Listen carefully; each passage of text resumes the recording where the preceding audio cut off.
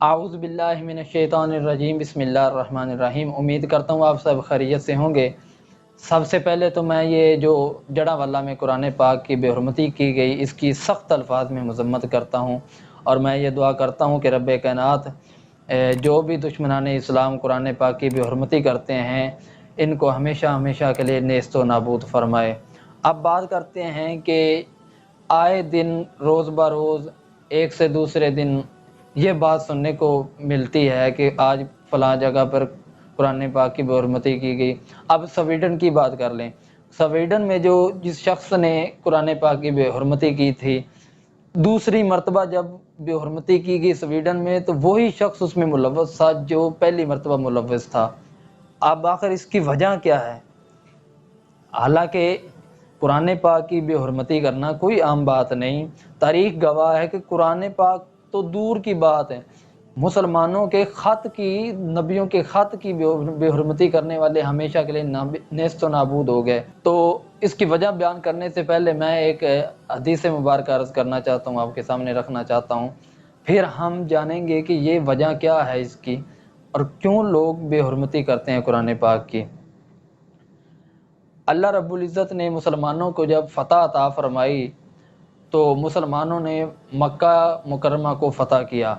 فتح مکہ کے بعد نبی کریم صلی اللہ تعالیٰ علیہ وسلم نے ایک سفیر کو منتخب کیا، تو نبی پاک صلی اللہ تعالیٰ علیہ وسلم نے سفیر کو خط لکھ کے دیے اور فرمایا کہ پڑوسی ممالک جو ہیں ان تک، ان کے بادشاہوں تک یہ خط پہنچا کے آؤ۔ تو وہ سفیر گیا، اس نے سب جن کا حکم دیا گیا تھا ان کو خط پہنچایا، تو ان میں سے ایک جو ہے فارس کا بادشاہ تھا، اس کی طرف بھی نبی کریم نے خط بھجوایا تھا، کسرا نام اس کا آتا ہے۔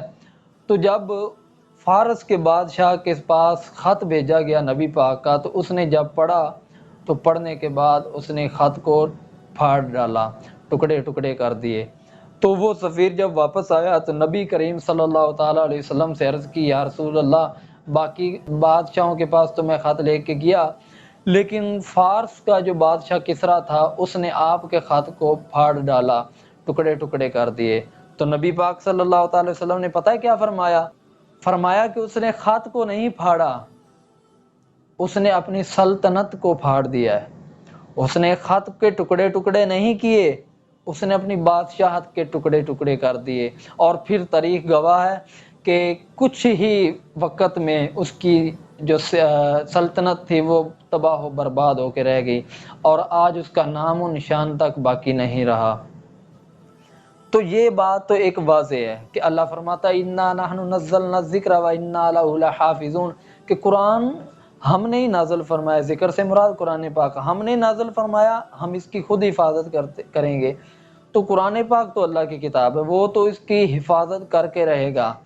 اب یہ دن بدن جو بے حرمتیاں ہو رہی ہیں، آخر ان کی وجہ کیا ہے؟ تو اصل میں یہ وجہ یہ ہے کہ یہ مسلمانوں پر ایک امتحان ہے۔ اللہ مسلمانوں پر امتحان لا کر دیکھ رہا ہے کہ مسلمان کتنے قرآن پاک سے محبت رکھتے ہیں۔ اس سے پہلے بھی کئی واقعات ایسے ہوئے جن میں مسلمانوں کا امتحان سامنے آیا، اور ان واقعات کے بعد مسلمانوں پر طرح طرح کے عذاب آئے۔ تو اب آپ انتظار کیجئے، اگر مسلمانوں نے اس بار بھی کوئی ایکشن نہ لیا، اب دیکھیں ذرا قرآن پاک کی بے حرمتی ہوئی، میں بھی کہہ رہا ہوں شدید مذمت کرتا ہوں، آپ بھی کہیں گے مذمت کرتے ہیں۔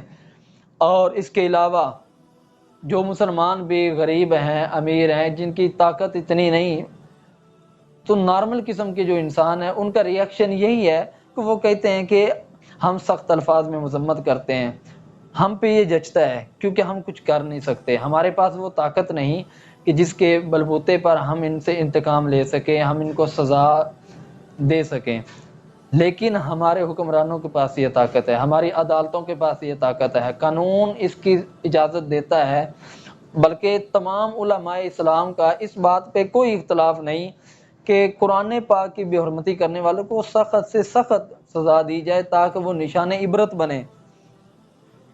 سویڈن میں جس شخص نے پہلی مرتبہ قرآن پاک کو جلایا تھا، دوسری مرتبہ جب قرآن پاک جلنے کی خبر آئی تھی تو وہی شخص اس میں ملوث تھا جو پہلی مرتبہ تھا۔ ان کی سیاست نے، ان کے ملک نے اور ان کے قانون نے اس کو ایک سیکورٹی دی تھی، اور بہت زبردست سیکورٹی دی تھی اس کی حفاظت کے لیے۔ تو ہم ناکام ہو گئے۔ تو جب ہم ناکام ہوئے تو اس کو دوسری مرتبہ پھر موقع مل گیا۔ پھر جب دوسری مرتبہ اسے موقع ملا تو اس نے پھر وہی کام کیا جو اس نے پہلے کیا، کیونکہ اسے پتا تھا کہ کوئی مسلمان کچھ کر تو سکتا نہیں، جن کے پاس طاقت ہے وہ انتقام لیں۔ تو آج ہمارے پاس یہ طاقت نہیں کہ ہم ان سے انتقام لے سکیں، انتقام لینے والے بڑے ہیں۔ اور اس کی ایک دوسری وجہ یہ ہے کہ ہمارے اندر کا ایمان وہ کمزور ہو گیا ہے، ہمارے اندر وہ ایمان نہیں رہا۔ مسلمان تو وہ تھا کہ جس سے ڈر سے کافر لرزتا تھا، اب وہی کافر مسلمانوں کے سامنے قرآن پاک کی بے حرمتی کرتے ہیں، ہمارے نبیوں اور رسولوں کا مذاق بناتے ہیں۔ تو اس کی وجہ یہ ہے کہ ہم قرآن سے دور ہو گئے، ہم نے قرآن کو صرف گھروں تک محدود رکھا، اس کی تعلیمات پر عمل کرنے کی کبھی بھی کوشش نہ کی۔ وہ ایک شاعر نے ایک شعر لکھا ہے، وہ میں عرض کر کے اجازت چاہوں گا۔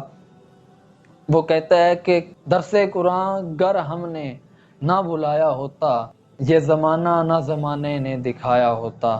اللہ رب العزت ان قرآن پاک کی بے حرمتی کرنے والوں کو نیست و نابود فرمائے۔ السلام علیکم ورحمۃ اللہ وبرکاتہ۔